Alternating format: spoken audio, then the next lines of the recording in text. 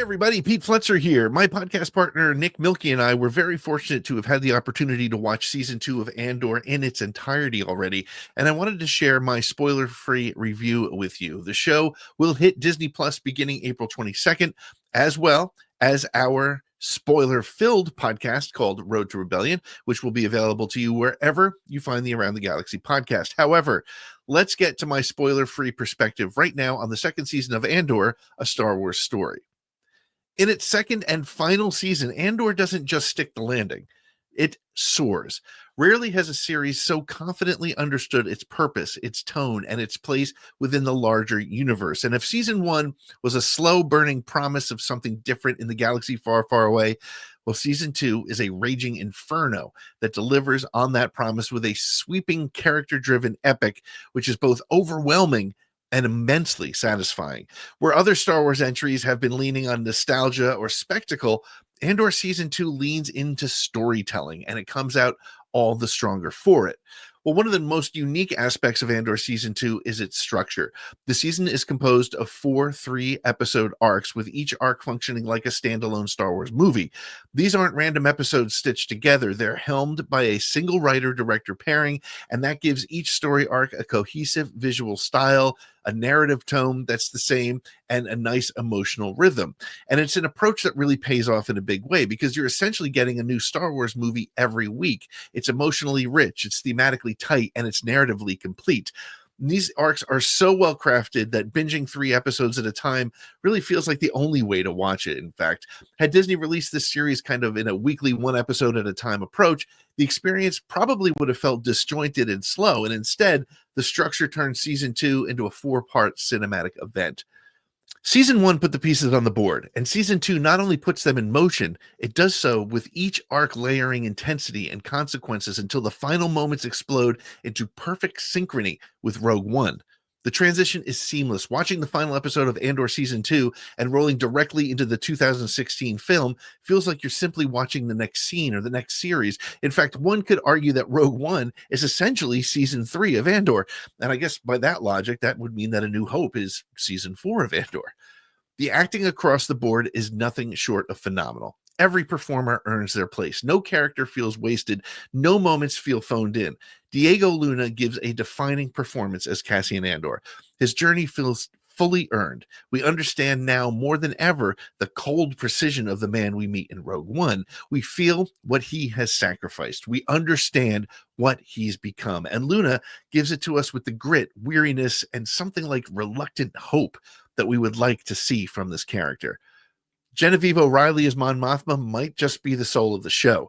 Her performance this season is heavy, it's heart-wrenching, and it's utterly captivating. From the ceremonial cruelty of the Chandrillan politics to the unspeakable horrors her rebellion endures, she carries her role with a noble fragility that leaves you hollow. She's a woman who has given everything and gotten nothing back. You feel her loss, you feel her fear, and perhaps most powerfully, you feel how little joy she's ever allowed herself to experience. Matching her in power, if not in style, is Stellan Skarsgård's magnetic return as Luthen Rael. Luthen remains the shadow general of this movement, playing a ruthless long game that often puts him in conflict with morality, with timing, and even trust.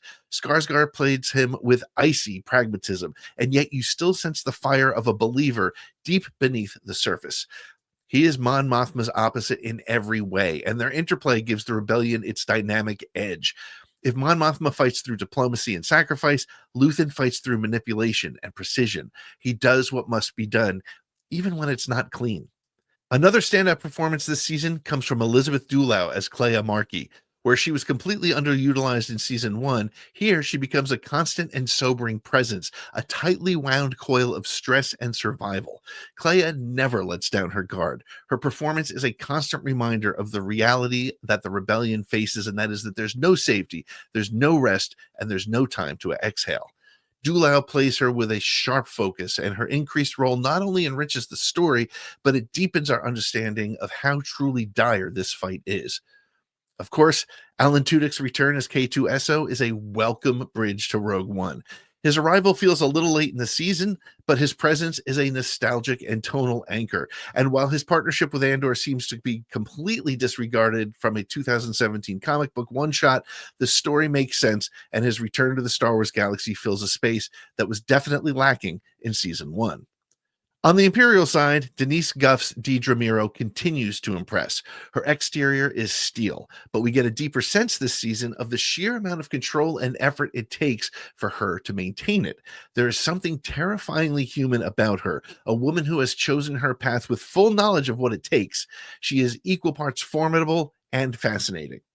And yet, perhaps the most quietly brilliant performance comes from Anton Lesser as Major Partagaz. The ISB director might not have the flashiest scenes, but his presence is utterly magnetic.